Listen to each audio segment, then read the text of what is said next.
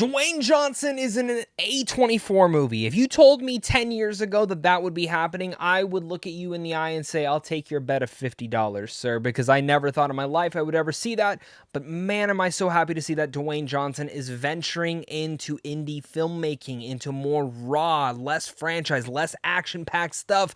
And man, I have to say, his first venture into it, the film's fine, but he's great.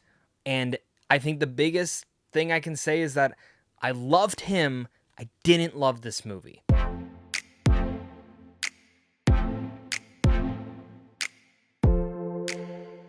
What's going on, buddy? Welcome back to a brand new movie review. Today I'm discussing The Smashing Machine. This is written and directed by Benny Safdie, and it's about MMA fighter Mark Kerr, who reaches the peak of his career but faces personal hardships along the way.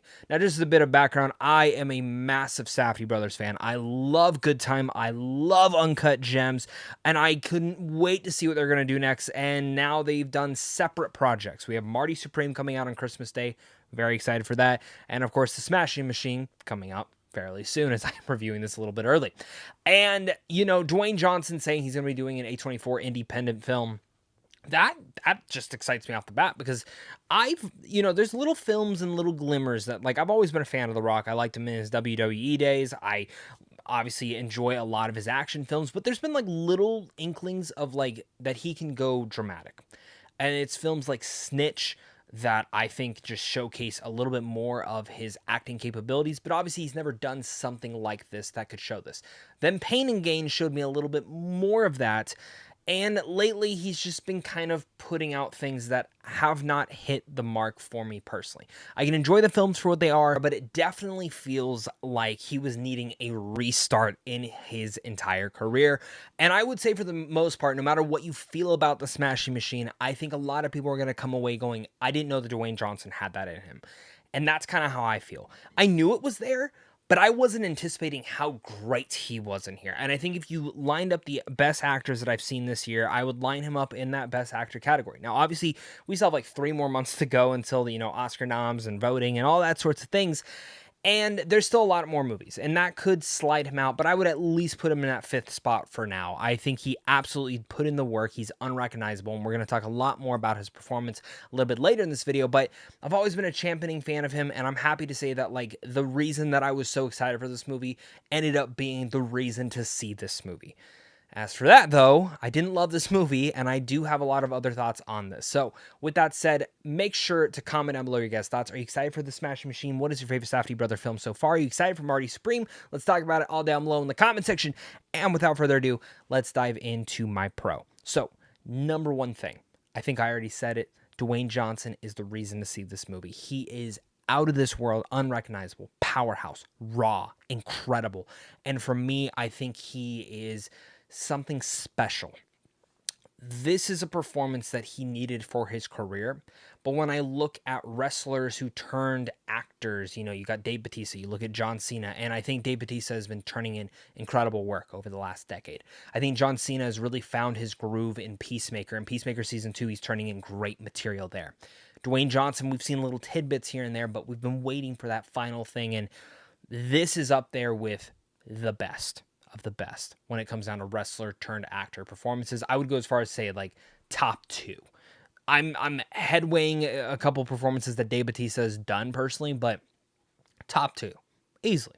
Now maybe that's not a long laundry list for a lot of you guys, but for me, like, there's a lot of performances that I think Dave Bautista has done that's been great, and I think what Dwayne Johnson turns in here is phenomenal, like, without a doubt. And it really goes down to so many different avenues. It's not just because of how big, how cut, how huge he got to become Mark Kerr, because Dwayne Johnson was already huge, and that's an accomplishment in its own to keep that. And it's also, I also don't want to say it's just the makeup that like they hide him under there, because he really does look like Mark Kerr.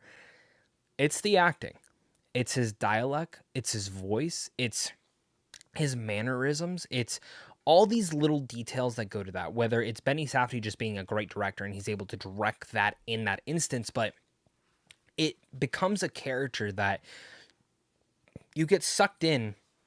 And I genuinely had to remind myself that that is Dwayne Johnson under that. under all the makeup, under all the acting, under all the mannerisms, under that voice dialect, under all that, that is Dwayne Johnson. The way that he smirks is different than the way Dwayne Johnson smiles. The way that the character walks and how stoic he is, and when he loses, how pissed he is, even though he's not expressing it, or how like lifeless sometimes he can be. You know, Mark Kerr suffered from a lot of addictions. And when those addictions come into play, like the way that he is, like if you've ever had someone who has been addicted to something in your life and you've been around them, like you can look at Mark Kerr in these situations and sometimes it's a little bit laughable because I at least for me, I remember it and it's like, oh my God, it's like spot on. And Dwayne Johnson just becomes that. He never for a second comes out of that shell and just showcases the actual person he is. He portrayed a very vulnerable human being that dealt with a lot of masculinity issues that you can definitely see all portrayed throughout here, and different issues, again, not just with addiction, but personal reasons. And for me, all of those tidbits just really equal up to be a phenomenal performance. One that absolutely blew my mind. One that I just sat there, engaged the entire way through, wanting to see that next tidbit to it.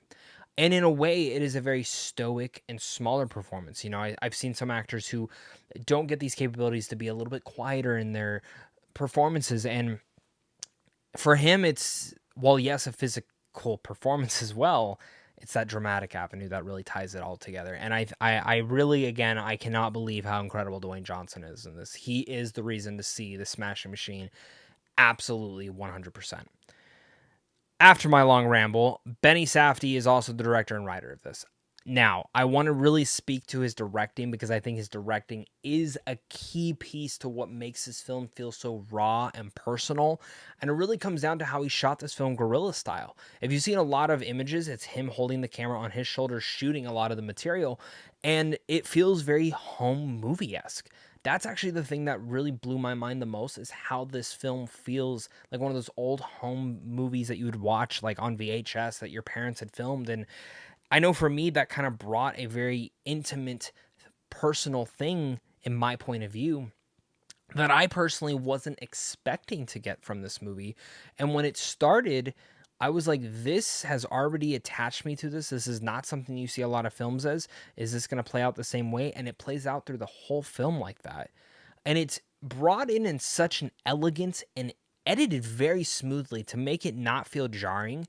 And you're just kind of like locked in. Like in the opening scene to this is a great sequence.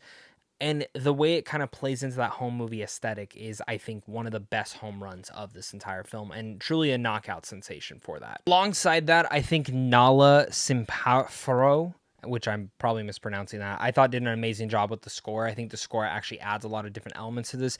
And I will say, if you're not a fan of other Safdie brothers projects, you're probably not going to be a fan of this one. It very much is, for the most part, like very cut and dry onto the story that it's telling, and obviously very frustrating characters, as you've seen in those two.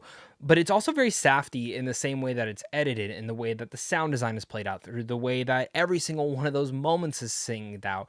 And for me, that was actually one of the reasons that really caught me off guard was, oh, this is working, and it's kind of mind-blowing to me. Like, this whole entire scenario, and you have the music and all the editing and even some of the sound design, which could be giving you a headache at times, but it's all edited so well because it's being so immersive. It's all those elements that really tie this film together on a technical way. And last but not least, I really want to shout out Ryan Botter, who plays Mark Coleman in here. Of course, he is a real MMA fighter in real life.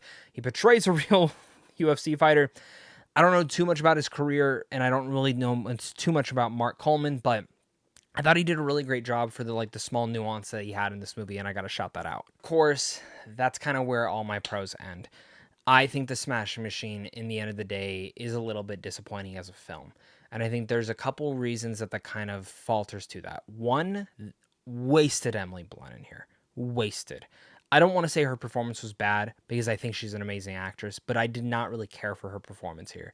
And I don't think that's her fault. I actually think that's the writing. I think that's the editing. I think that's a lot of different avenues to that really just make her performance not really stand out. and kind of seem one-noted. You could have casted anyone in that role and they would have been able to play it to a T. But it's just so surface level, and it definitely feels like there was more there to be had. And that is for me where it really lingers into the script. I know Benny Safdie wrote this, and it's a very generic script, and at times it's even very uninterested. This is supposed to be the peak of his career, and I never felt that this was the peak of Mark Kerr's career. It felt like there was so much more to learn about him as a person, and in the end of the day, it felt very surface level in what they were telling me. Now, again, his performance is so great that I don't really care, but I think overall, in terms of the storytelling device and what you're showcasing to me here, it definitely felt like there was more to be had. And in the end of the day, I really just sat there going, oh, that was it. And I really wish there was more to the story itself. Again, I understand them focusing in on one thing, but I really think there were some singular family, more of the relationship between him and, of course, Emily Blunt's character, Dawn, would have added so much more of a nuance to the entire character there. Again, not bad, just fine. And very, again, uninteresting. I think that's the biggest piece, is that I think the film just finds itself in the nuance of focusing in on the home movie style and how great, again, Dwayne Johnson is in this movie. And that's why I say that he is literally carrying this movie on his entire damn back. Because the rest of the movie, if it wasn't for that performance and the performance was just fine, I would not be recommending this movie at all. I think this movie teeters on a mixed bag overall because of how poorly written I found the script to be, and honestly, how wasted Emily Blunt is. Dawn as a character should be way stronger, but she just ends up being a character that can grade on people's emotions. And even when she's not grading and she is in the right, it becomes a very typical toxic relationship that you've seen 1,000 times before in other films. And I'm not saying that this is, of course, maybe this is what happened in real life. Maybe this is the whole complete story. There's nothing else to tell. I feel like there was more you could have gotten into in Mark's entire life as well. Before I go to say, I think The Smashing Machine shows Dwayne Johnson at his absolute best, a raw and career-defining performance. Safdie's intimate direction hits hard in making the whole film feel like a home movie that makes the experience feel personal, but the film has some issues that make it not a knockout, which, as I mentioned, I found Emily Blunt's character just not be written well. I found the script to be overall just not good. And I think that is the thing that holds The Smashing Machine back from being the knockout champion absolute that it should be.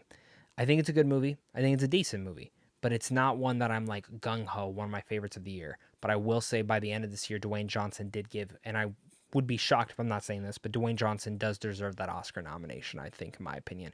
And I'll be cheering for him to at least get that. So all that said, I'm going to give The Smashing Machine a 3 out of 5. Thank you so much again, guys, for watching this. Make sure to hit that like, subscribe button, comment down below your guys' thoughts. And of course, until next time, stay classy.